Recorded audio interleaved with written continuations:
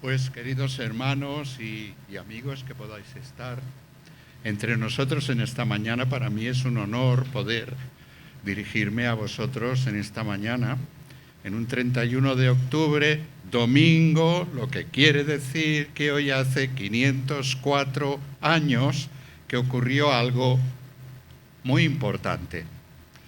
La vieja Europa estaba realmente corrompida, como ahora, pero bueno, de otra manera, y había necesidad de que hubiera una verdadera y auténtica revolución. En esta mañana, pues, mi deseo no era estar más de media hora siguiendo las recomendaciones del propio reformador Martín Lutero, que decía que más de media hora una predicación era tediosa. Tampoco va a ser una predicación clásica en el sentido de la palabra, porque primero vamos a tener una parte en la que vamos a hacer un recorrido histórico de lo que sucedió. Lo vamos a hacer desde los Hechos de los Apóstoles, cuando la Iglesia nace, hasta la Reforma del siglo XVI. Sería interesante seguir con la Reforma en España y en Iberoamérica, pero ya no tenemos tiempo, o sea que esto ya es un tema para otro momento, también muy interesante. Y después una segunda parte, en la cual sí que va a ser una predicación más clásica, por lo menos una aplicación bíblica acerca de uno de los principios de la Reforma. Pero bueno, vamos a ir poco a poco desgranando el tema y, claro, estos temas, el peligro que hay, en primer lugar, la historia no le gusta a casi nadie y espero que no se me duerma nadie, pero advierto que desde aquí se ve. Desde aquí se ve. En alguna ocasión tuve que despertar a un hermano pegando un puñetazo en un púlpito. Claro que era de madera muy grande, aquí no me atrevo. Pero bueno, vamos a ver si lo hacemos de forma práctica y de esta manera pues podemos no aburrirnos demasiado. Bien, partimos del día de Pentecostés, la primera iglesia. Como todos vosotros sabéis, el día de Pentecostés pues ocurrieron cosas maravillosas, ocurrieron una serie de milagros extraordinarios.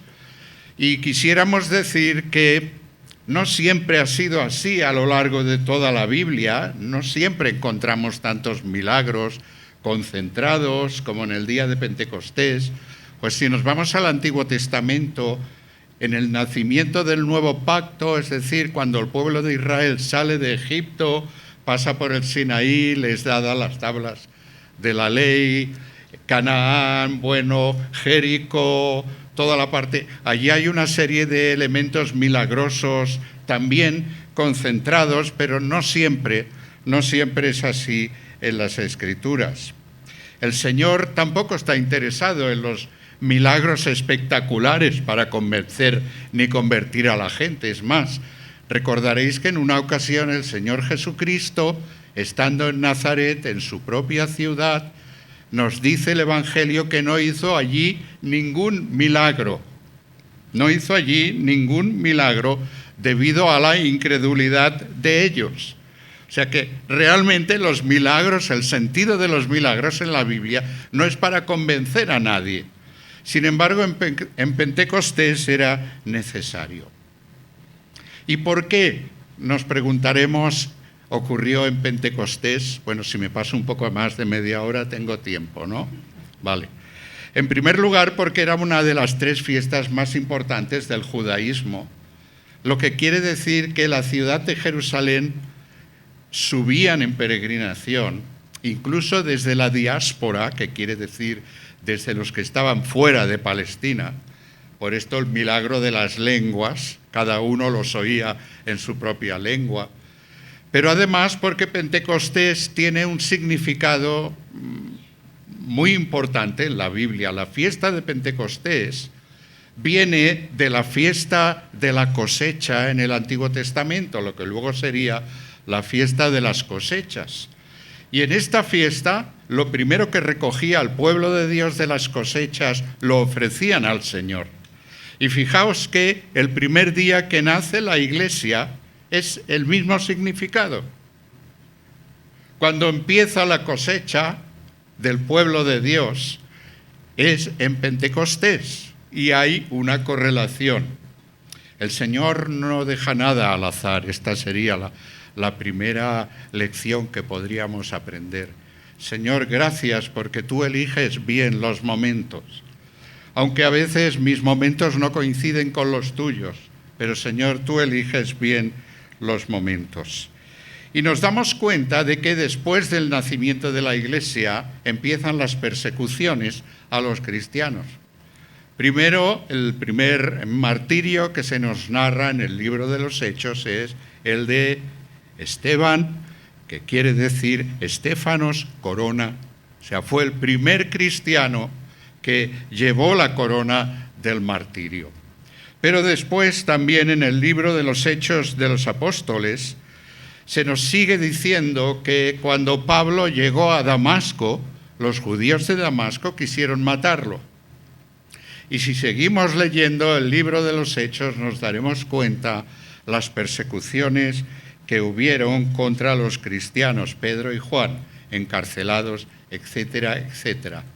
Ahora, lo primero que vemos es que las primeras persecuciones contra los cristianos vinieron de los judíos. De su propio pueblo vinieron las persecuciones. Y las autoridades romanas defienden a los cristianos. Hay un pasaje en el cual se nombra a Galión en el libro de los Hechos, en el capítulo 18. ¿Y quién era Galión?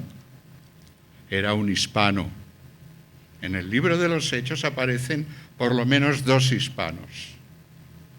Galión era un hispano, era un militar, era un hombre responsable del imperio, pero además, fijaos, era también juez, y ahora que están tan de moda los jueces, y no queremos hablar mal contra ellos, porque hay los de todas las tendencias, mira por dónde, aquí encontramos en el libro de los Hechos a un juez hispano, andaluz, para más señas, imparcial. Y cuando llevaron allí arrastrando al apóstol ante Galión, pues entonces él actúa como un juez imparcial y los defiende de tal manera que los echa del tribunal.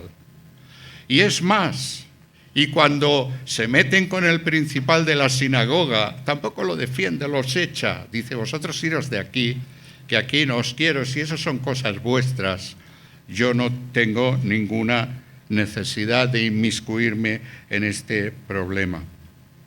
Este Galión además era hermano de Séneca, también andaluz, y realmente Séneca tiene 2 expresiones que siempre me han gustado. La primera dice, no hay viento favorable para el que no sabe a dónde va. Oye, muy sabio, este Séneca, Y otra que dice, no es pobre el que tiene poco, sino el que mucho desea. Ese sí que es pobre. Bueno, llega un momento en que las autoridades del Imperio Romano pues dejan de confundir a los cristianos con los judíos. Se dan cuenta de que, bueno, primero pensaban que era una secta judía más, pero luego se dan cuenta de que es algo distinto, algo diferente. Y empieza la persecución contra los cristianos por parte del imperio. Cuando Juan escribe Apocalipsis, nos encontramos más o menos en el año 100. Sabéis que la escribe desde la isla de Patmos, que era una prisión romana. Allí el imperio ya empieza a perseguir a la iglesia, aunque todavía no hay pues matanzas generalizadas. El libro de Hebreos también está escrito para los judíos de la dispersión y ahí ya se percibe también que empieza la iglesia, los cristianos empiezan a tener situaciones verdaderamente complicadas. Hasta que llega un momento que empiezan las persecuciones generales.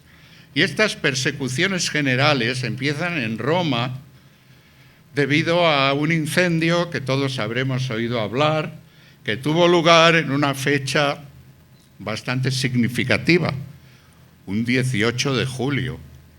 ¿Os acordáis lo que pasó un 18 de julio en España? Que un general se sublevó. Bueno, esto es muy complicado de explicar, ¿eh?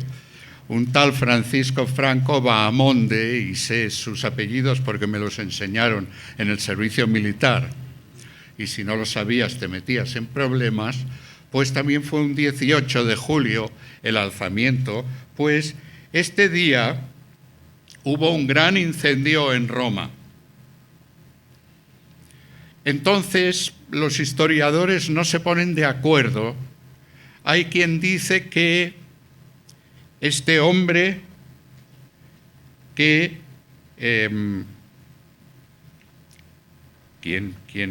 ¿A quién se le acusa del incendio de Roma? A Nerón, ¿no? A Nerón. Este hombre incendió los barrios de Roma para destruirlos y volver a construir una ciudad con más pompa y más boato. Pero no está claro. Lo que sí que está claro es que el único barrio que no ardió fue donde vivían los judíos y los cristianos. Y claro, pues encontró la excusa perfecta y culpó a los cristianos. Y aquí empieza la gran persecución. Con motivo de esta gran persecución murieron el apóstol Pablo y el apóstol Pedro, que estaban en Roma. El que llegó primero a Roma fue el apóstol Pablo. De hecho, el apóstol Pedro vivió muy poco tiempo en Roma, por mucho que se empeñe la Iglesia católica en querer convencernos de que fue el primer papa. No hay base histórica para esto. Lo que sí se sabe es que ellos murieron como consecuencia de las persecuciones que sufrieron los cristianos. El emperador romano Tácito dice que el número de mártires fue ingente. No se ponen de acuerdo los historiadores, pero tuvieron que ser muchos cristianos los que murieron en aquella persecución. Quiero nombrar a otro emperador que también participó de las persecuciones, que es el emperador Trajano. Era un hispano. Este era malo, ¿eh? O sea, Galión era bueno, pero Trajano no. Trajano era de Itálica. Itálica es una ciudad que ahora están solo los restos en Andalucía, muy cerca de Sevilla. Yo he podido visitar los restos de Itálica. Y este hombre realmente, pues llegó un momento en que le escribió el gobernador de Bitinia, que se llamaba Plinio el joven, porque no sabía qué hacer con los cristianos. Porque mira por dónde habían tantos cristianos ya en Bitinia que no asistían a los templos paganos, a los cultos de los templos.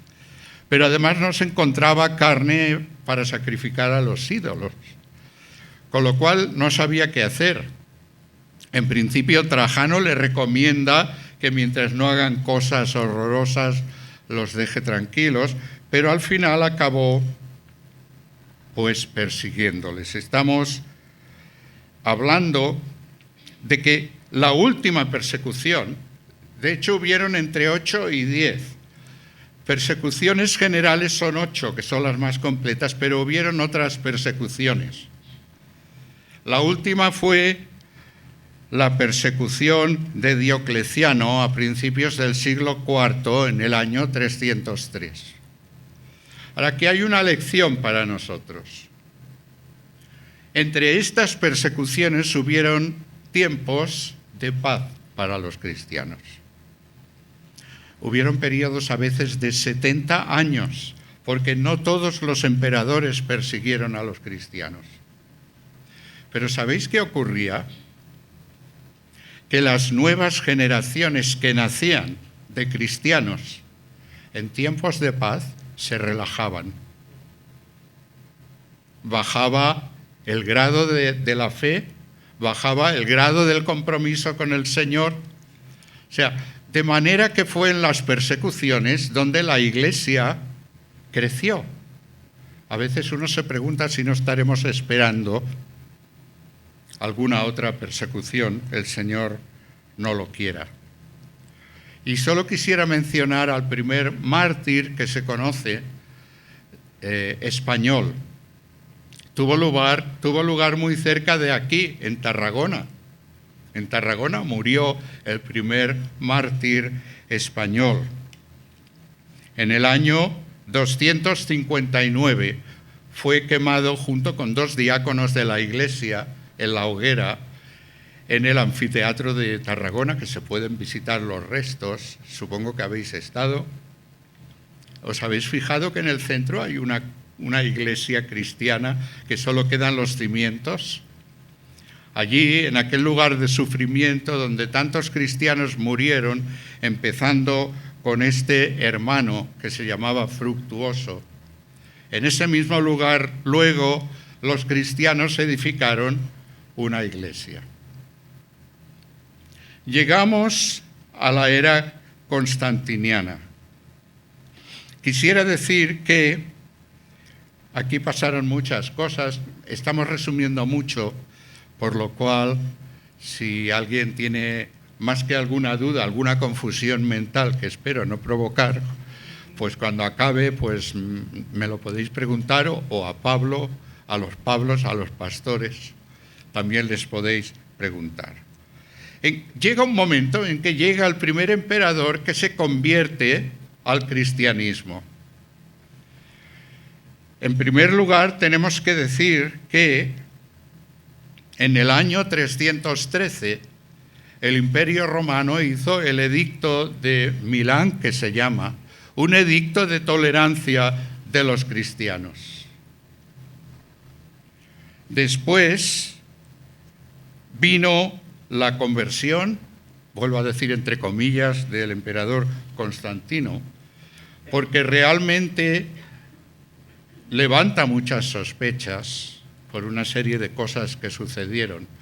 Hay quien dice que quería navegar y guardar la ropa, hay quien dice que no quería decantarse totalmente por el cristianismo porque el paganismo tenía un gran peso todavía y como gobernante se hubiera complicado muchísimo la vida. Lo cierto es que este fue el emperador que convocó al primer concilio universal de la Iglesia. El primer concilio lo encontramos en el libro de los Hechos. ¿Os acordáis? El concilio de Jerusalén o la asamblea de Jerusalén. Pero es de ámbito local, es de Palestina. Sin embargo, el concilio de Nicea fue en el año 325 y fue el emperador Constantino el que lo convocó. La historiografía católica tiene aquí grandes lagunas, porque como sabéis, uno de los requisitos que tiene que reunir un concilio para ser considerado auténtico es que sea convocado por un papa. Sin embargo, el primer concilio ecuménico, el de Nicea, en el año 325, fue convocado por el emperador. Asistió el pastor Osio de Córdoba, otro andaluz. Iba a decir el obispo, pero no quiero confundir a nadie. Lo único que quería decir es que son palabras análogas, ¿eh? Pastor, obispo, pues quiere decir lo mismo. O sea, ahora no vamos a entrar. O sea que Pablo es el obispo de aquí, de esta diócesis. La diócesis, por cierto, es una división administrativa del Imperio Romano. ¿Sabéis que el catolicismo está dividido en diócesis? La diócesis de Barcelona, la de Tarrasa. Bueno, esto viene de ahí, de las divisiones administrativas del Imperio Romano. Este fue el primer emperador que se convirtió al cristianismo. La verdad es que en una batalla, la batalla de Puente Milvio, es uno de los puentes que hay en Roma actualmente, el famoso puente donde cuelgan los enamorados candados. No sé por qué los cuelgan, pero llegaron a pesar tanto que temieron que se hundiera el puente y entonces prohibieron que se colgaran más. ¿O sabéis lo que pesa un candado? Pues imaginaos miles de candados sujetos a las barandas del puente. Hubo un auténtico peligro de que se viniera abajo. Pues entonces este emperador se convierte en la batalla de Puente Milvio, pues se convierte en emperador único del imperio, que estaba dividido en la parte oriental de Constantinopla y la parte occidental de Roma. Este emperador lo que hace es poner de moda el cristianismo. Vamos muy deprisa. Entonces, el año 325 convoca el concilio de Nicea. No es un concilio que fue convocado por el Papa, ni muchísimo menos, sino que fue el emperador. Y Osio de Córdoba era consejero del emperador Constantino, nuestro compatriota, que parece ser que era un auténtico servidor del Señor. Tiene muy buena prensa Osio, el obispo Osio de Córdoba. Pues estuvo también en este concilio. Entonces, lo que pasó es que el cristianismo empezó a ponerse de moda, empezó a ser moda ser cristiano.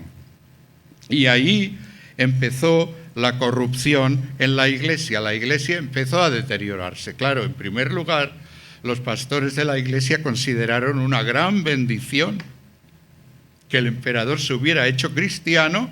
Las iglesias se llenaban, era de moda ser cristiano, pero lo que pasó es que conversiones auténticas eran muy pocas. Las masas acudieron a las iglesias porque era moda ser cristiano. Y el cristianismo poco a poco empezó a corromperse. La iglesia empezó a entrar en corrupción.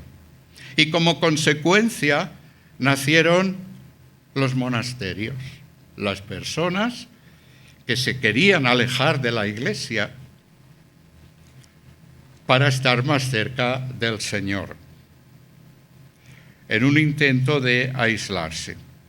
Después llegamos a la parte del feudalismo, en la que los señores feudales eran dueños, incluso se hicieron dueños de la iglesia misma. Llegaron a tener eclesiásticos a su propio servicio, eran auténticos funcionarios, ¿verdad?, que servían a los señores. El papado, ¿por qué surge el papado? El papado no es una institución que creó el Señor Jesucristo. Tú eres Pedro y sobre esta piedra. Bueno, supongo que no hará falta que entremos en todo esto. Es un tema doctrinal que también pues lo tenemos como bastante claro. Sino que el papado empezó a surgir después, el poderío del papado. En primer lugar, la destrucción de Jerusalén tuvo que ver. En segundo lugar, Jerusalén era una ciudad muy cosmopolita, es decir, una ciudad muy importante, de manera que el pastor u obispo, que quiere decir lo mismo, o sea que Pablo es obispo, aunque no lo creáis, es pastor. Pues entonces empezó a ser muy importante, a tener mucha importancia. El martirio de Pedro y Pablo en Roma también concedió mucha importancia a la ciudad de Roma. Luego, el traslado de la capital de Roma a Constantinopla también fue algo que hizo que el pastor, voy a decir el pastor, ¿no?, aunque en historia se le llama el obispo de Roma, pero obispo y pastor no vamos a entrar. Hará que a nadie se le ocurra llamar obispo de broma, ¿no?, a Pablo, pero son equivalentes. Pues entonces empezó a tener mucha importancia, porque al trasladarse la capital de Roma a Constantinopla, se quedó como máxima autoridad, el pastor de la Iglesia de Roma. Y empezó a tener cada vez más importancia, a tener cada vez más atribuciones. Y luego la proliferación de documentos falsos, especialmente las decretales pseudo-isidorianas, pues dieron mucha importancia al pastor o al obispo de Roma. Le hicieron crecer mucho en importancia. Surgen las falsas decretales, las llamadas falsas decretales. En primer lugar, en el siglo IX surgen como un engaño. Según estas decretales, pues el emperador Constantino había donado a la Iglesia ingentes cantidades de territorios e ingente autoridad sobre temas civiles incluso. En realidad era mentira, pero como el papado había caído bajo el yugo de otros señores, alguien inventó lo que se llama las falsas decretales en el siglo IX. En el siglo VIII, Gregorio IX redactó una lista de reivindicaciones basándose en esos documentos falsos, diciendo, hay muchos puntos, pero uno de ellos es que todos los príncipes deben besar los pies solo del Papa. Luego, que una sentencia aprobada por el Papa no puede ser revocada por nadie y que solo él la puede revocar. Él no puede ser juzgado por nadie. O sea, imaginaros, ¿eh? La Iglesia romana no ha errado ni errará nunca. O sea, no se ha equivocado nunca ni se va a equivocar nunca. Ni por toda la eternidad, siendo las Escrituras el testigo de esto. Y luego, reivindicando una serie de concesiones territoriales que el emperador Constantino hizo a los obispos de Roma en el sometimiento político hacia sus personas. Naturalmente, esto era un documento falso. O sea, como podéis ver, el poder del papado, sobre todo desde el siglo VIII para nuestros días, está basado en falsos documentos, en engaños, en mentiras que nacieron entonces. Y fueron consideradas como auténticas hasta el siglo XVII. Ahora bien, ya en el siglo XV se descubrió la engañifa. Un tal Lorenzo Valla se preocupó de estudiar el texto y descubrió que el latín que se usaba no correspondía con el de la época que estaban reivindicando. Entonces se dieron cuenta que esto era falso. La reforma cada vez era más necesaria. Vamos muy deprisa, pero como veis, la reforma de la Iglesia cada vez era más necesaria. Hubieron 8 concilios medievales de reforma.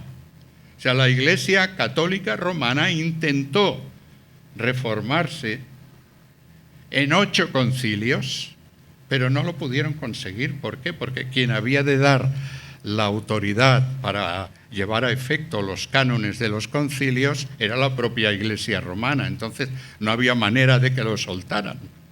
No había manera de que lo soltaran. Entonces, ya en el siglo XVI, llegamos al siglo XVI, Europa vivía una crisis de autoridad después del final de la Edad Media, cuando mandaban, al fin de cuentas, el Papa y el Sacro Emperador Romano.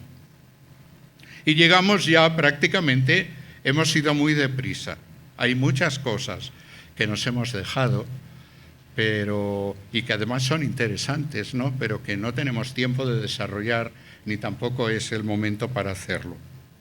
llegamos a momento en que ya una reforma de la Iglesia era necesaria, era imprescindible. La Iglesia realmente podía desaparecer. Y entonces hubieron algunos reformadores anteriores a la reforma de Lutero del siglo XVI que elevaron su voz en contra de lo que estaba pasando. John Wycliffe en Inglaterra en el siglo XIV ya había levantado la voz diciendo: esto no puede ser, la Iglesia tiene que ser reformada. Juan Hus, en lo que hoy es la República Checa, en el siglo XIV también levantó su voz pidiendo. Guillermo Savonarola en Italia, en el siglo XV también. Tenemos que decir que todos ellos eran miembros de la Iglesia Católica Romana, pero que estaban protestando, estaban diciendo: esto no puede ser, es que la Iglesia no está cumpliendo su misión como Iglesia, pero además es que si las cosas siguen así, la Iglesia desaparece de sobre la faz de la tierra. Esto no puede seguir así. Y también Erasmo de Rotterdam, que tampoco fue un evangélico al 100%, ya hablamos del siglo XVI en Holanda. Él era más que cristiano, humanista, pero él editó el Nuevo Testamento que luego Lutero utilizó. O sea que el Señor, como veis, va moviendo los hilos para llegar al momento de la Reforma. Y ahora sí que vamos a entrar en lo que es la Reforma del siglo XVI. En este siglo, Europa vivía una crisis de autoridad total después del fin de la Edad Media, cuando mandaban, al fin de cuentas, el Papa y el Sacro Emperador Romano. El Papa prácticamente era la máxima autoridad en Europa en aquellos momentos, y el emperador del Sacro Imperio, que no fue otra cosa que intentar restaurar el Imperio Romano que había desaparecido. Intentaron restaurar aquel imperio y realmente hay quien piensa que fue la Iglesia de Roma, con el Papa a su cabeza, quienes encarnaron el antiguo Imperio Romano de nuevo. Y yo creo que es así, tienen razón los que dicen esto. De manera que llegamos al gran reformador a Martín Lutero, este hombre tan malo que nos enseñaron en la escuela, ¿no? O sea, seguro que mi esposa se acuerda de algunos textos que les enseñaban, ¿no? El malvado Lutero, el pérfido, no sé. Yo no, a mí no llegaron pero ella sí, a veces me lo recuerda lo que le enseñaron en la escuela en España. Era una lucha tremenda, ¿no? contra el protestantismo. Su padre quería que fuese abogado. Sin embargo, un día, yendo de camino, hubo una gran tormenta. El Señor utilizó una gran tormenta para tocar su corazón, aunque no se lo tocó del todo al principio. Él tuvo muchísimo miedo, cayó un rayo en un árbol que estaba él prácticamente debajo. La congoja cubrió su vida. Él no sabía qué hacer. Y entonces se encomendó a Santa Ana. ¿Hay alguna Ana aquí? Sí. Claro. Perdona, Ana. Bueno, pues se encomendó a Santa Ana, que Ana es santa porque es redimida por Cristo, pero no es la Santa Ana a la que Martín Lutero se encomendó. No tiene nada que ver. Entonces hubo en su monasterio en Erfurt, él ingresó en el monasterio agustino, de la Orden de los Agustinos, que estaba en Erfurt, que Erfurt está casi al norte de Alemania, es decir, en lo que era la Alemania comunista. O sea, casi al norte está Erfurt. En ese monasterio ingresó Martín Lutero. Y allí hubo una gran discusión entre reformistas y conservadores. Había monjes reformistas y monjes conservadores. Y entonces decidieron hacer un viaje a Roma para que en Roma les clarificaran lo que tenían que hacer. Pobrecitos, pocos sabían que estaban en Roma más liados que ellos en Erfurt, ¿no? Porque cuando llegaron a Roma, allí no se encontraron la iglesia de Roma que tenemos hoy día. Roma era una ciudad peor que Erfurt en todos los sentidos. Todos los grandes monumentos que hoy se pueden visitar en Roma estaban enterrados prácticamente, algunos sobresalían un poco del suelo, pero había quedado todo cubierto con el paso de los siglos. Por las calles veían a monjes del brazo de prostitutas que se lo estaban pasando muy bien. Entonces intentaron contactar con el Papa, imposible, estaba con su ejército de guerra, porque el Papa salía de guerra con su ejército cada año como un señor feudal. Se encontró con que solo quedaban allí 2 cardenales en Roma y uno de ellos gravemente enfermo que no se podía ni levantar. Entonces, bueno, ¿a quién vamos a acudir para que nos aclaren qué tenemos que hacer allí en Erfurt? Bueno, pues antes de llegar a Roma tenían que pasar por las 7 iglesias de Roma llenas de peregrinos. Y había que hacer cola porque, claro, había 3 centros de peregrinaje en aquella época. Uno era Jerusalén, el otro era Roma y el otro Santiago de Compostela, en España. Pues habían 7 iglesias por las que había que pasar en peregrinación antes de poder llegar al Vaticano, que empezaba a construirse, no era lo que tenemos hoy día. Y bueno, dice que allí se llevó una desagradable sorpresa, porque claro, había tantas colas de peregrinos en las iglesias que los monjes los monjes y los clérigos que les daban la comunión parecía que estaban borrachos de lo deprisa que se santiguaban y todo eso. Y entonces había que recorrer esas 7 iglesias antes de poder ir a Roma. Entonces, realmente,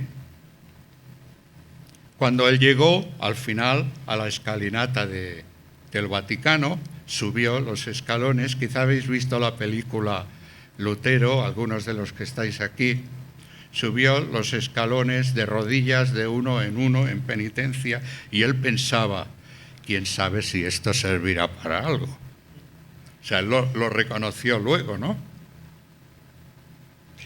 Y entonces, pues bueno, solo pudo entrevistarse con alguien del Vaticano que no le pudo resolver sus dudas y sus problemas y nada más.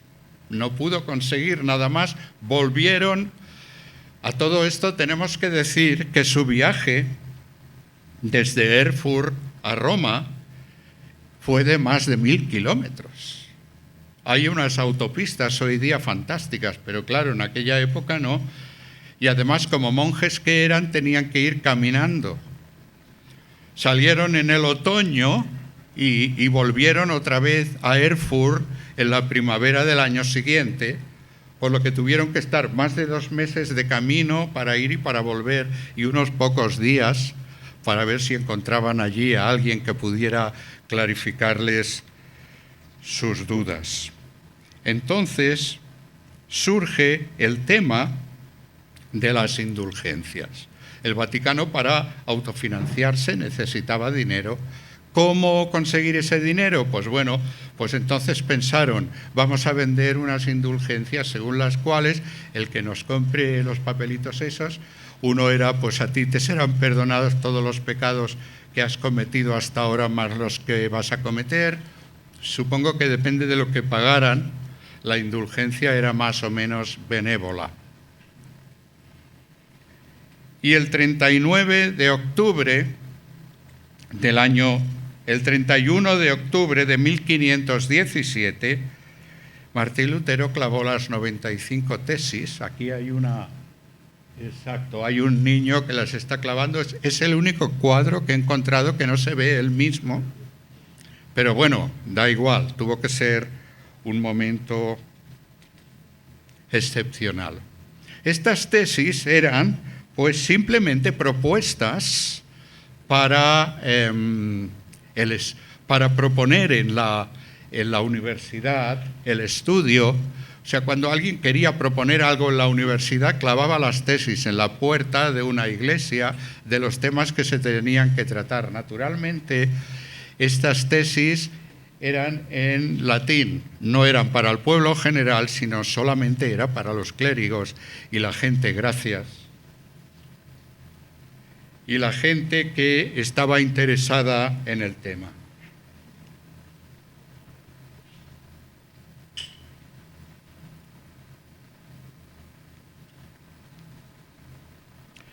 Y aquí nacen,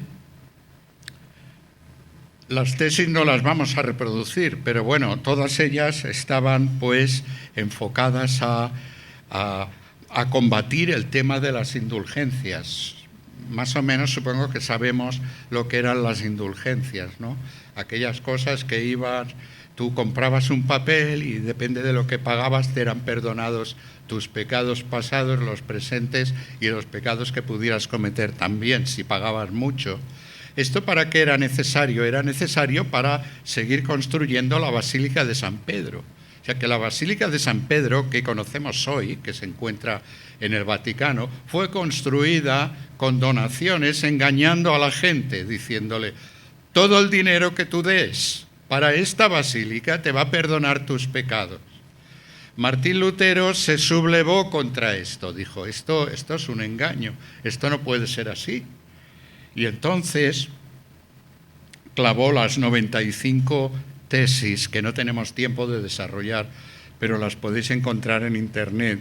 Él no atacó directamente en esta tesis al papado, como pretende hacernos creer la Iglesia de Roma, pero las consecuencias eran tremendas. Entonces, por eso se lió la que se lió. Y vamos a las 5 solas de la Reforma. Se le llama las 5 solas de la Reforma a, en primer lugar, la sola Escritura. O sea, nosotros creemos que la palabra de Dios es la revelación de Dios, solo la Escritura, no la tradición. La tradición no tiene el mismo valor que la palabra de Dios. Hay tradiciones aceptables, nosotros tenemos tradiciones también como evangélicos, que no vamos a entrar a enumerar, pero bueno, pero claro, la peor de todas era, pues, que había un autoritarismo dogmático tremendo en la Iglesia. Pues Martín Lutero dijo, fuera el autoritarismo dogmático, es la palabra de Dios la única que tiene la última palabra en cuestiones de fe y conducta.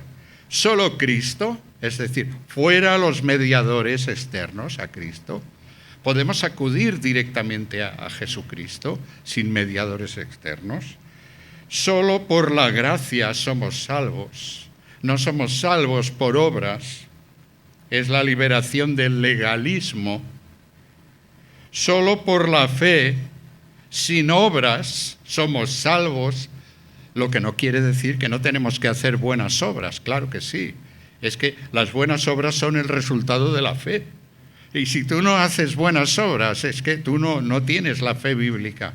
No crees en Jesucristo como Señor. Si esto no se traduce en una consecuencia en tu vida.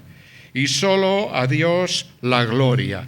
Es decir, fuera el culto a la personalidad. El Señor es el único que se merece toda la gloria y toda la honra. Y no el Papa, no los mandos intermedios. Solo el Señor es el que se merece toda la gloria y toda la honra. Ahora, uno de los escándalos más grandes para los ojos de los detractores de la Reforma fue el libre examen de las Escrituras. Pero claro, había un problema, es que la gente no sabía leer, la gente tenía que creerse lo que estaba escuchando.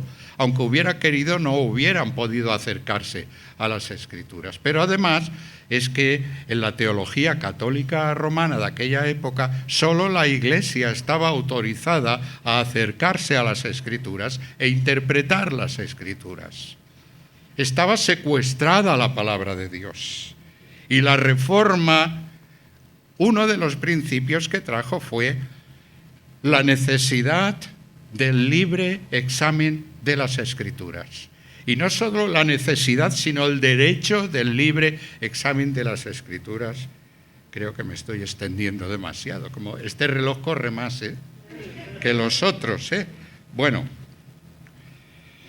dice que incluso los zapateros y las mujeres se atrevían a discutir sobre la fe y el Evangelio, y esto fastidiaba mucho a los señores clérigos del catolicismo romano. No solo con laicos romanos discutían, sino que también con maestros y doctores en teología, porque la gente del pueblo, nosotros, empezamos a conocer la palabra de Dios. La mejor manera para que no nos engañen, ¿cuál es? Conocer la palabra de Dios, porque ella tiene la máxima autoridad. Por lo tanto, la Iglesia asentó claramente, la Iglesia de la Reforma, asentó claramente que la Escritura es intérprete de sí misma. Ya tú no puedes coger un texto y desgajarlo No, la Escritura es intérprete de sí misma. Y toda exposición y comprensión de la Escritura está en conformidad con la analogía de la fe. Es decir, es todo la fe y es todo el mensaje. Hay un contexto en la Biblia. Y el valor de la tradición, y vivimos en un país estrella de la tradición que es España. Bueno, aquí somos de muchos países. Supongo que tenéis el mismo problema en vuestros países con la tradición. Pero bueno, yo hablo de España, porque solemos ir mi esposa y yo a Castilla y León casi cada año, y allí, pues bueno, que os podría contar largo y tendido, ¿verdad? No significa que no haya tradiciones buenas o tradiciones legítimas, sino que la tradición debe ser sometida al escrutinio de la palabra de Dios. Es decir, yo tengo una tradición, si no está en contra de la palabra de Dios, no pasa nada. Pero si yo tengo una tradición que va en contra de la palabra de Dios, entonces no es una tradición legítima. Y luego tenemos los peligros actuales a la sola Escritura, que es el especialismo. Especialistas en ciencias bíblicas que con su jerga profesional y títulos académicos pretenden acapararlo todo. El Señor dijo: te alabo, Padre, Señor del cielo y de la tierra, porque escondiste estas cosas de los sabios y de los entendidos y las diste o las revelaste a los niños. Por lo tanto, el Señor nos ha querido revelar a nosotros su palabra, no a especialistas bíblicos, que muchas veces lo único que consiguen es complicarnos y liarnos todavía muchísimo más. Y en segundo lugar, como peligro actual para las iglesias evangélicas y para la Reforma en general, está la llamada Nueva Reforma Apostólica. Y aquí, cuando empiezas a indagar un poco, te das cuenta del porqué de muchas cosas que están sucediendo. Surge en la década de los 90. Y además dicen que las raíces históricas de la Nueva Reforma Apostólica vienen ni más ni menos que de la Reforma de Lutero. Nada más falso. Luego se fundan en el ministerio quíntuple. Son, por decirlo deprisa, ¿no?, aquellos que creen que los apóstoles, el apostolado es un ministerio para nuestro tiempo, en el sentido de los 12 apóstoles de Jesucristo. Profetas son iglesias que admiten la existencia de profetas al estilo antiguo. Actualmente el ministerio profético es el de la palabra de Dios. Es la Biblia el ministerio profético que el Señor nos ha dejado. Sin embargo, sabéis que hay pretendidos profetas por ahí diciendo auténticas barbaridades. La validez del don de profecía en la vida de la Iglesia contemporánea. Dicen que el canon bíblico no está cerrado, no se ha cerrado con el Apocalipsis, de modo que la palabra de Dios escrita no tiene la autoridad final. La subordinación de la Escritura a la autoridad del Espíritu Santo no puede ser. Es el Espíritu Santo el que da las Escrituras. Es el Espíritu Santo el que ilumina, pero tú no puedes actualmente tener una pretendida revelación del Espíritu Santo que esté por encima de las Sagradas Escrituras, como estos ministerios están diciendo. Que es una postura similar a la del montanismo del siglo II. Y vamos a ir muy deprisa. La segunda parte, sola Escritura. Yo sencillamente enseñé, prediqué y escribí la palabra de Dios. Aparte de eso no hice nada más. La palabra lo hizo todo, dijo Martín Lutero. Solo la Escritura. Y vamos a segunda epístola del apóstol San Pablo a Timoteo, capítulo 3, versículo 16. Ya será el final de nuestra exposición en este día. Toda Escritura es inspirada, soplada por Dios, útil para enseñar la doctrina, para redarguir, es decir, para convencer, y para tener argumentos de defensa de la fe, para corregir, es decir, para enderezar de nuevo, y para instruir, es decir, para disciplinar en justicia. Toda la Escritura es inspirada por Dios y se refiere al Antiguo y al Nuevo Testamento. Naturalmente, tal como fueron inspirados. Hoy hay una cantidad de versiones bíblicas tremendas. Y algunas dejan bastante que desear en sus traducciones.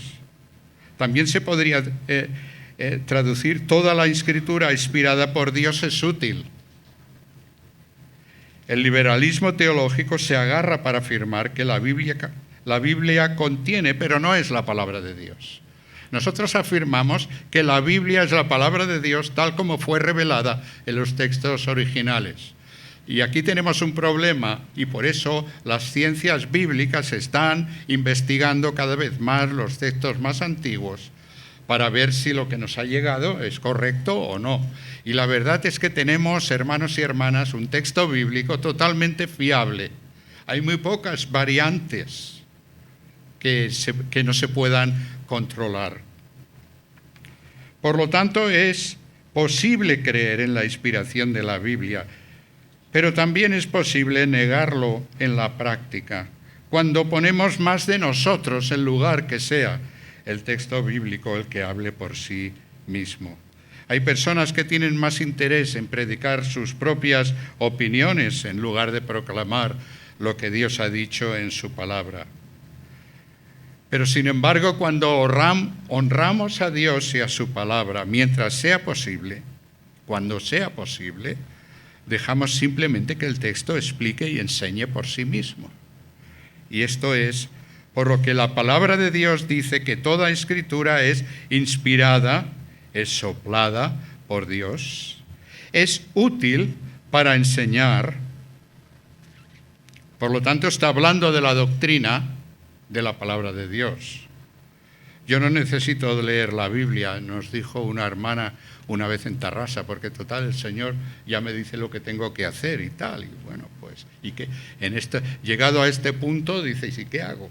Pues, ¿por dónde empiezo? ¿Cómo convenzo yo a esta hermana de esto? No, es bastante complicado, ¿verdad?, el tema.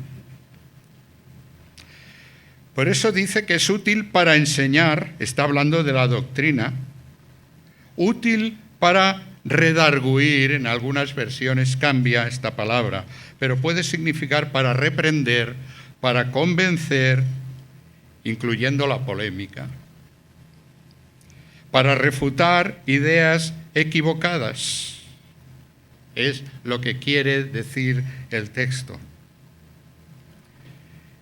Y en 1 de Pedro 3:15 dice que tenemos que santificar a Dios el Señor en nuestros corazones y estar siempre preparados para presentar defensa con mansedumbre y reverencia ante todo el que os demande razón de la esperanza que hay en vosotros. Es decir, que primero tenemos la parte doctrinal de este versículo 16 de segunda de Timoteo, y luego tenemos la parte práctica, porque dice que es útil para corregir. Y literalmente del griego quiere decir que es útil para ponerlo a uno recto, para ponerle a uno tieso, ¿sabes?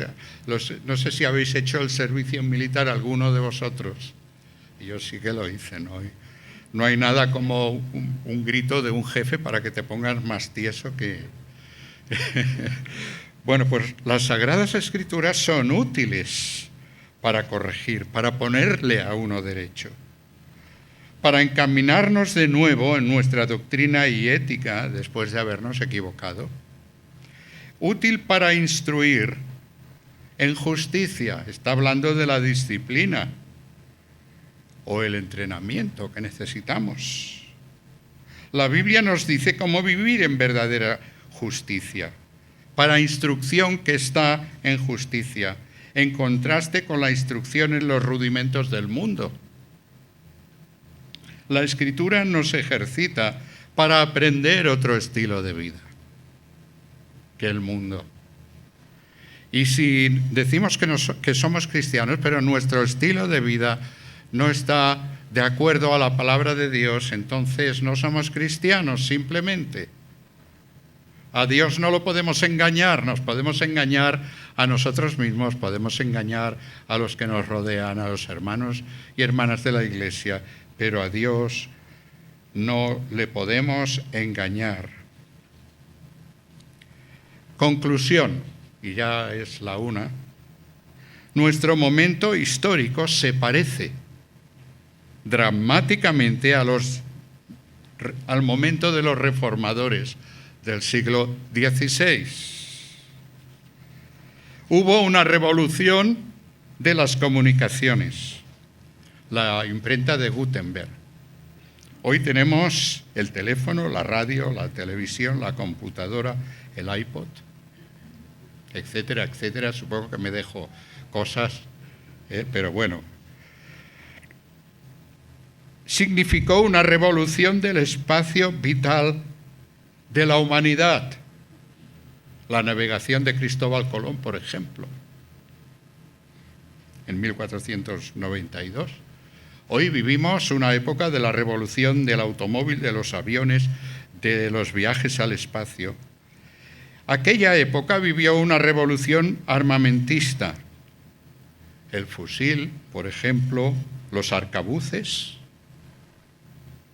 la mosqueta, hoy las armas nucleares. Y además hubo una gran crisis de autoridad en aquella época. Exactamente lo mismo que en nuestro tiempo. Estamos viviendo una gran crisis de autoridad que produce una gran confusión.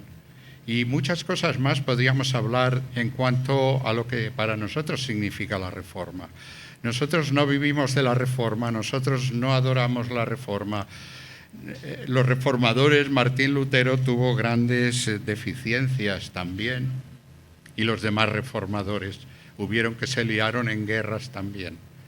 Nosotros tenemos muchas cosas que aprender. Mirando a la Reforma, tenemos que mirar sobre todo a la palabra de Dios, y que la Reforma tiene que ser continua.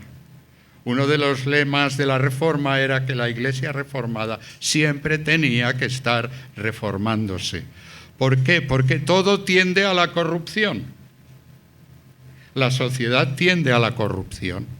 Nosotros tendemos a la corrupción. La Iglesia tiende a la corrupción, siempre pendientes de lo que la palabra de Dios dice.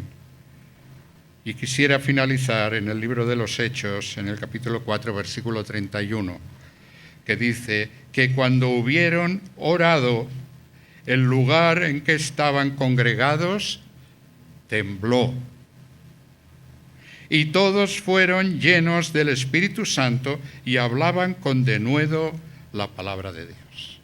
Queridos hermanos y queridos amigos, si hay alguno entre nosotros, el estar lleno de la palabra de Dios se manifiesta. Estar llenos del Espíritu Santo se manifiesta con hablar con denuedo la palabra de Dios. No hablar de nosotros, no hablar de la Iglesia, hablar de la palabra de Dios. Es la manifestación de que el Espíritu Santo mora y vive en nuestras vidas.